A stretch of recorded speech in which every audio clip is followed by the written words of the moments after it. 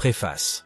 Après plus de 12 ans de recherche informatisée sur le Coran, une preuve physique a été découverte prouvant d'une façon incontestable que le Coran est la parole infaillible de Dieu.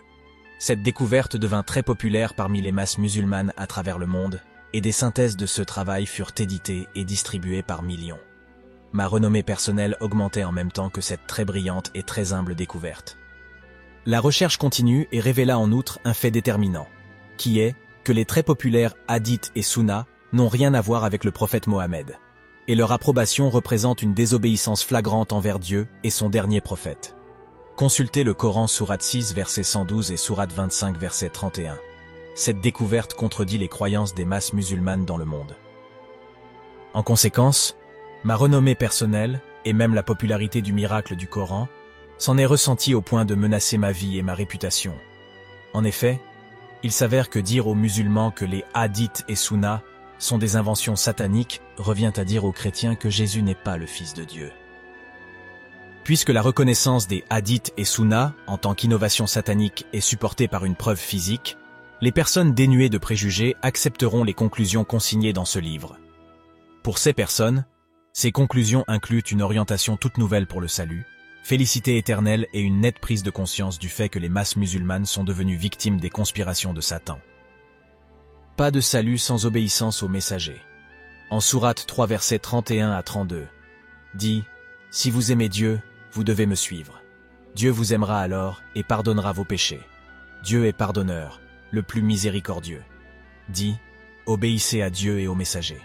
S'ils se détournent, Dieu n'aime pas les mécréants. » En sourate 24 verset 56, « Accomplissez les prières, salat, et acquittez la charité obligatoire, zakat, et obéissez au messager, afin que vous ayez la miséricorde. » Sourate 72 verset 23, « Ceux qui désobéissent à Dieu et à son messager encourent le feu de l'enfer où ils demeureront éternellement. Puisque tous les messagers ont livré un seul et même message, à savoir n'adorer que Dieu, leur désobéir revient à faire preuve de mécréance ou d'idolâtrie. » Quand ils livrent les messages de Dieu, les messagers ne parlent pas de leur propre initiative.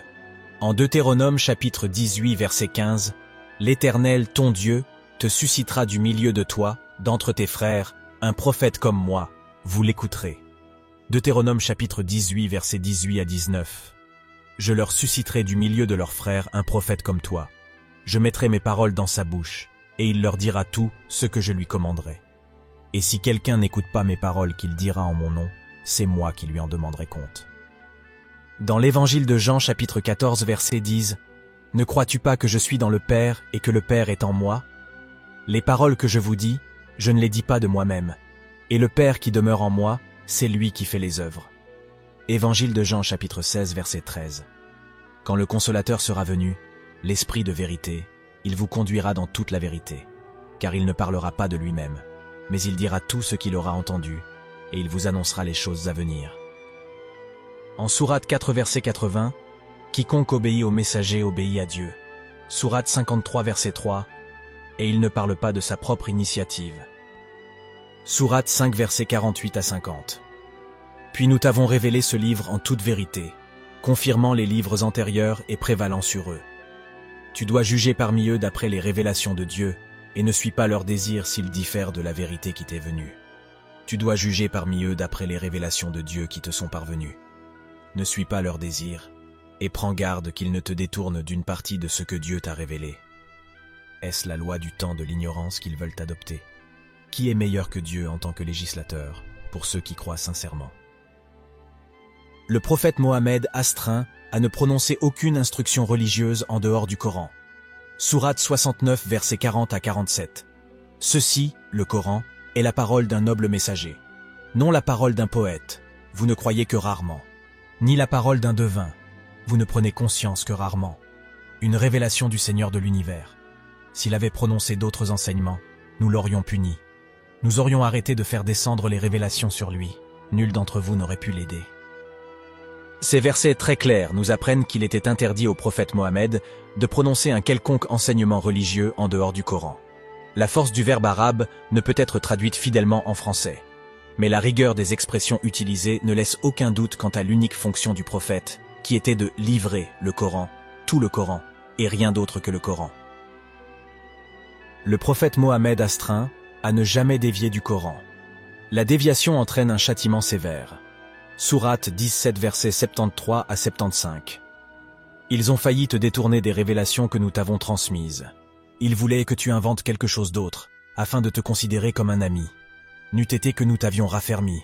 Tu as failli t'incliner un peu vers eux. Si tu avais fait cela, nous aurions doublé le châtiment pour toi en cette vie, et après la mort, et tu n'aurais trouvé personne pour t'aider contre nous.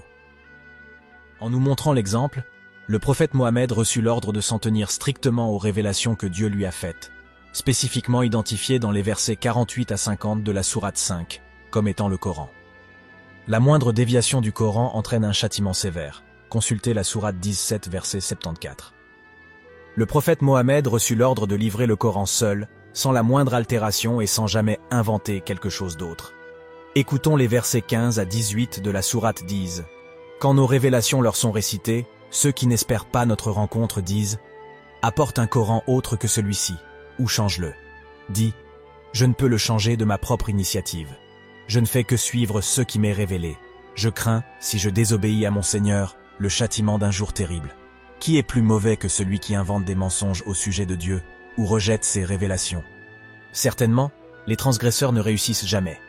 Ils adorent, en dehors de Dieu, des idoles qui ne possèdent aucun pouvoir pour leur nuire ou leur être bénéfiques et disent « Ceux-ci sont nos intercesseurs auprès de Dieu. » Dis « Informeriez-vous Dieu de quelque chose qu'il ne connaît pas dans les cieux ou sur terre? Gloire à Dieu. Il est le Très-Haut, loin d'avoir besoin de partenaires. » Un Dieu et une seule source. Notre Créateur, le Tout-Puissant, nous ordonne de faire du Coran seul, notre unique source en matière d'enseignement religieux. En outre, nous sommes avisés que l'acceptation d'une quelconque autre source pour nous guider religieusement équivaut à associer d'autres divinités à Dieu. Écoutons le verset 19 de la sourate 6. Dis, qui a le témoignage le plus grand? Dis, Dieu. Il est témoin entre moi et vous que ce Coran m'a été inspiré pour que je vous exhorte avec et quiconque il atteindra. Certes, vous attestez qu'il y a d'autres divinités à côté de Dieu. Dis, je n'en atteste pas comme vous. Il n'y a qu'un Dieu unique, et je désavoue votre idolâtrie. Ce verset pertinent, qui se trouve être le verset 19 de la sourate 6, enjoint les croyants à ne pas adopter ou suivre d'autres sources en dehors du Coran. Le faire équivaut à associer d'autres dieux à Dieu. Un Dieu, une source. Dans le langage le plus strict, il nous est commandé de suivre le Coran en entier, et rien d'autre que le Coran. Il nous est constamment commandé d'adopter le Coran comme unique source de prescription religieuse. Constamment, il nous est rappelé que suivre une quelconque autre source en dehors du Coran équivaut à associer d'autres dieux à Dieu. Les versets 22 à 38 de la sourate 17 représentent quelques-uns des commandements les plus importants du Coran. Immédiatement après ces versets, on trouve le verset suivant. Écoutons le verset 39 de la sourate 17.